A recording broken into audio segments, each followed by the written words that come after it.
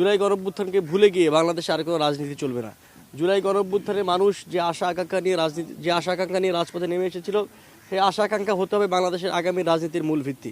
সুতরাং সেই আশা আকাঙ্ক্ষাকে ধারণ করবার জন্য যে সকল শহীদরা আমাদের পাশে শুয়ে আছেন, তারা যে সকল আশা আকাঙ্ক্ষায় বুক চিতিয়ে লড়াই করেছিলেন, নিজের বুকে টেনে নিয়েছিলেন, সেই আশা আকাঙ্ক্ষাকে ধারণ করবার জন্য, নিজের হৃদয় ধারণ করবার জন্য আজকে আমরা মোহাম্মদপুর রায়ের বাজারে এসেছি। এবং আমরা আজকে শহীদের কবরের পাশে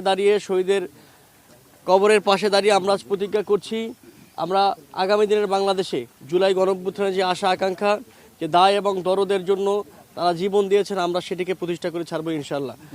সুতরাং এই যাত্রায় বাংলাদেশ গণতান্ত্রিক ছাত্র সংসদের সঙ্গে বাংলাদেশের আপামর ছাত্ররা, বাংলাদেশের আপামর জনতা সবাইকে পাশে থাকবার আহ্বান জানাচ্ছি।